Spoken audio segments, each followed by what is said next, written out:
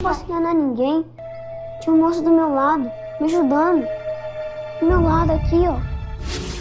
A velha e bucólica estação de trem de Pedro Leopoldo é também um ponto de entrada e saída de ideias e conceitos. E exatamente por eles, Chico Xavier sofreu muito a vida toda, principalmente em seus primeiros anos. Aqui em sua terra natal, Chico foi contestado, perseguido, criticado. Até mesmo seu próprio pai chegou a pensar em interná-lo por considerar a mediunidade uma doença.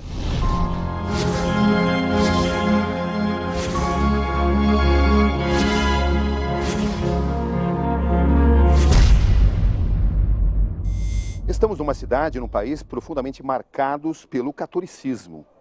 Que tipo de reação o que o Chico trouxe provocava aqui? De muito espanto. Para você ter uma ideia, algumas pessoas atravessavam a rua quando passavam por ele, com medo. O desconhecido sempre gera muito medo. O pai do Chico tentou interná-lo várias vezes. Falava pro padre, eu vou internar esse menino porque ele é louco. O que tá na sua cabeça vem dessas porqueiras mal escritas. Ele considerava o espiritismo uma espécie de doença. Ninguém conhecia o espiritismo. Aqui no Brasil, nesse rincãozinho de Pedro Leopoldo, ninguém conhecia o espiritismo. Por que o Chico se sentia tão incomodado aqui em Pedro Leopoldo a ponto de decidir deixar a cidade? Pessoas do Brasil todo, a imprensa e pessoas o procurando. E isso invadia a privacidade dos familiares dele. Essa casa tá um inferno. Ou você sai a gente. Em Pedro Leopoldo, o Chico Xavier foi chamado de impostor. Várias vezes. Nesse quadro de perseguição, qual foi o momento mais difícil que o Chico enfrentou? Na década de 40, dois jornalistas da revista O Cruzeiro, Davi Nasser e Jean Manzon, vieram a Pedro Leopoldo com o intuito de desmistificar o Chico. Nós somos jornalistas, mas ele é americano, Harry Dean. Sir, nice to meet you. Mas eu sou francês, Jacques Venel. Sou francês. Como é que ele era retratado? Como fizeram ele de bobo. Eles falaram com o Chico, a gente veio da França para entrevistar você. E o Chico autografou livros para eles. E quando eles saíram, eles falaram, realmente o cara é uma farsa, porque nós demos nome falso e ele não descobriu.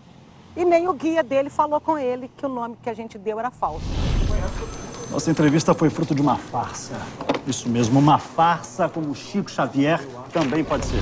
Quando eles chegam em casa, o Davi Nasser, o Jean Manzon, que abre o livro, estava lá, ao amigo Davi Nasser, com o abraço de Chico. Você já abriu o livro que o Chico deu pra gente? Pra quê?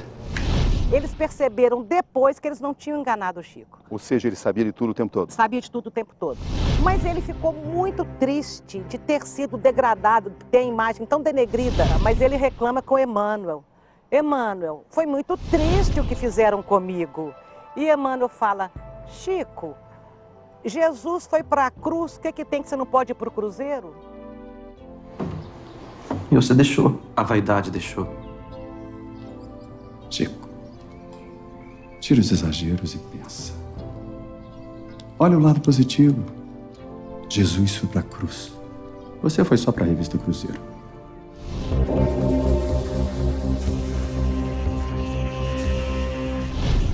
A história de Célia foi retratada no filme As Mães de Chico Xavier.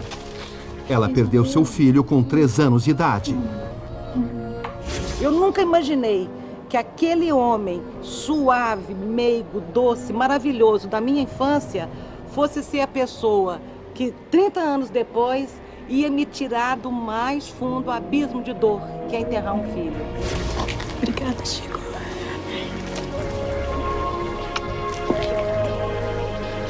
E ele me tira desse abismo, trazendo meu filho de volta pela psicografia. Quanto tempo depois da morte? 1 ano.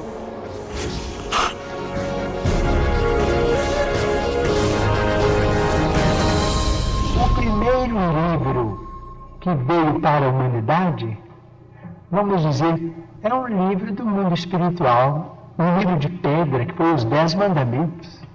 Psicografia de Moisés.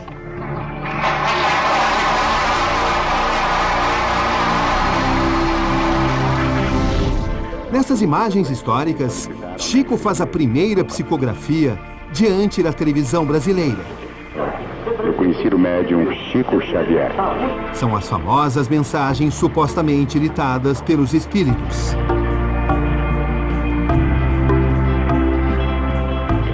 Após dezenas de páginas, o médium lê a mensagem do que diz ter recebido pelo espírito de Emanuel. Se ofensas te apedrejam, escuda-te no dever bem cumprido e serve sempre na certeza de que a bondade, com a força do tempo, é a mola natural de todos os reajustes. Em seguida, ele concede a primeira entrevista ao jornalista Saulo Gomes. O ano é 1968. Como é que os espíritos consideram o espiritismo? Como uma ciência experimental ou uma religião? De nossa parte, assim consideramos o espiritismo como religião. Eurípides, você confirma que tem um código de comunicação com Chico Xavier? Não é um código. Ele deixou uma senha, Cabrini, porque enquanto ele era encarnado, estava aqui fisicamente entre nós, vários médios o receberam. Quanto tempo antes de morrer o Chico Xavier te deu essa senha? Mais ou menos 10 anos antes. Você acredita que o Chico Xavier vai se comunicar novamente? Não, não acredito. Eu sei que ela não virá, porque ele me disse que a missão dele estava feita. Mas por que ele deu uma senha se ele não planejava se comunicar? Porque iria alguém falar que ele estava. Para quem ele deixou essa senha? Comigo e com o Dr. Eurípides Taveira. Que é o médico pessoal. Médico pessoal dele. O filho de Chico Xavier cuida de todo o legado deixado pelo médium. A casa em que Chico viveu durante 43 anos, agora é uma espécie de museu. Então hoje não se modificou nada. Aqui era uma sala de almoço. Quantas recordações! O Chico sentava naquela cadeira e as pessoas ficavam ao seu redor. Aqui é o quarto onde o Chico dormia e aonde ele partiu para o plano espiritual. Foi aqui que ele desencarnou. É um trabalho que poderia ter sido entregue a qualquer outro médium. Eu não tenho a pretensão de ter substitutos. Ele poderia ter se tornado um homem milionário, se quisesse. Se quisesse, ele nem precisava cobrar e nem receber de ninguém. Bastava ser o dono dos direitos autorais dos livros que era dele. Ele doou para várias editoras no país. O Chico ficou rico? Não ficou rico. Ele era milionário, mas de boas ações. Você chegou a perguntar, ô pai, por que a gente não cobra por isso? Chegou? Não, nunca.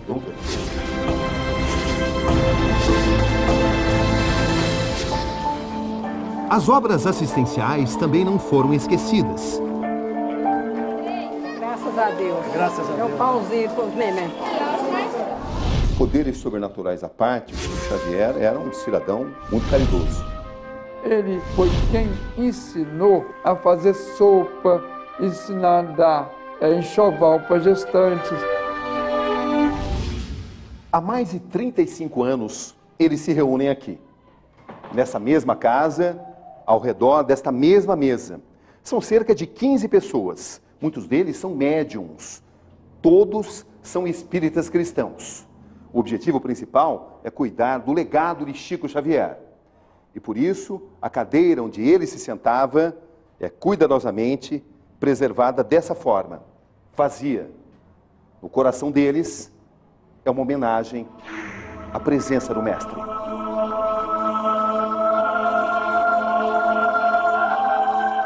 Minha família é meu grupo, mãezinha, o meu coração.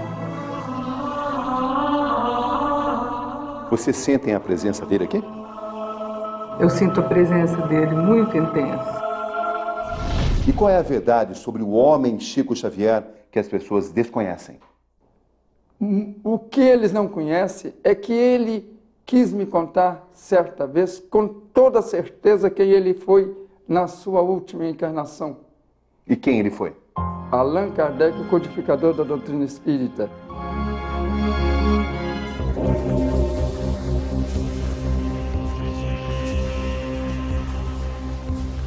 de quem mais Chico Xavier foi reencarnação? Chico foi Platão, João Batista, José de Anchieta, o codificador Allan Kardec e ele, Chico Xavier. Sem dúvida nenhuma, porque eu ouvi disso da boca dele mesmo.